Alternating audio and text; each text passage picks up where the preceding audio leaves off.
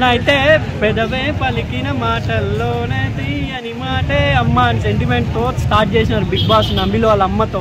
పాపం నబీల్ వాళ్ళ అమ్మ వస్తుంది, నబీల్ ఏడ్చడం పక్కన పెడితే అన్న టేస్టీ తేజ ఏడుస్తున్నాడు. అది చూసి బిగ్ బాస్ అయినా కరుగుతాడో లేదో చూసే ప్రేక్షకుల మేమే ఏడుపు వచ్చింది. పాపం వాళ్ళ అమ్మని కూడా పంపిండి అయ్యా బిగ్ బాస్, ఎందుకు అతన్ని ఏడిపిస్తున్నారు. టేస్టీ తేజ వాళ్ళ అమ్మ కూడా వస్తే ఫుల్ఫిల్ అయిపోతుంది బిగ్ బాస్ నా అభిప్రాయం ప్రకారం.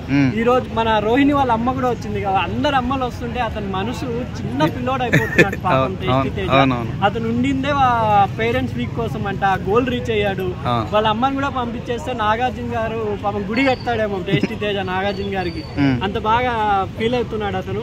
ఈ రోజు పాపం నిఖిల్ వాళ్ళ అమ్మ కూడా వస్తున్నారు, ప్రోమోలో చూసాను. యష్మి వాళ్ళ డాడీ ముద్దుగా పిలుస్తారు కదా నాగార్జున తలమల అయినా అలా పాపం పిలిచేసరికి ఆ అమ్మాయి కూడా, వీళ్ళందరూ ఫ్యామిలీ సెంటిమెంట్ చూసి టేస్టీ తేజ ఏమైపోతాడో నాకు చాలా ఫీల్ అనిపిస్తున్నాను నేను.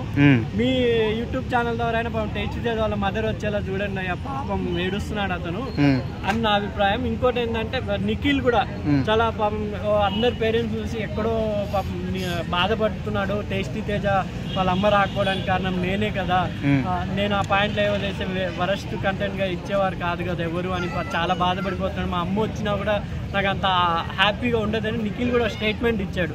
నిఖిల్ అది తన పర్సనాలిటీకి హ్యాట్సప్ చెప్పొచ్చు.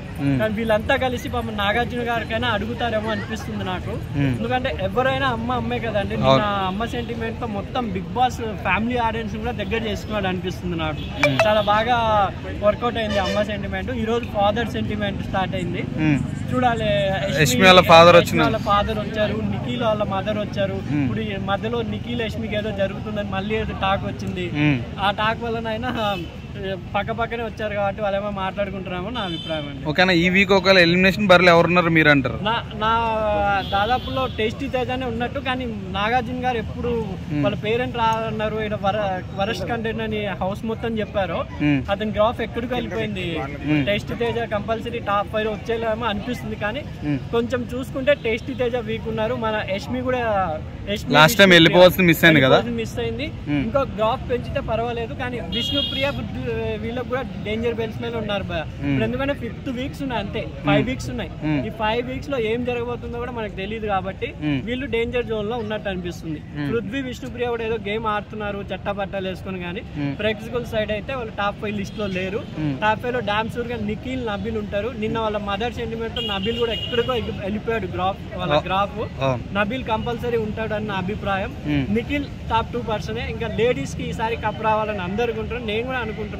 ప్రేరణ గానీ రోహిణి గానీ, నిన్న రోహిణి వాళ్ళ మదర్ కూడా చెప్తున్నారు కమెడియన్స్ కి సపోర్ట్ కంపల్సరీ ఉన్నారు, మీరు ఎందుకు నువ్వు ఫీల్ అవుతున్నారు కంపల్సరీ ఫీల్ అయ్యాడు కాబట్టి వాళ్ళ మదర్ చెప్పారు కంపల్సరీ మీరు ఏం ఫీల్ అవ్వకండి, మీరు బాగా ఆడుతున్నారు, కామెడీ పరంగా గేమ్ పరంగా బాగా ఆడుతున్నారు, కంపల్సరీ మీరు కూడా టాప్ 5 లో ఉంటారు. ఒక నమ్మకం అయితే ఇచ్చింది వాళ్ళ మదర్.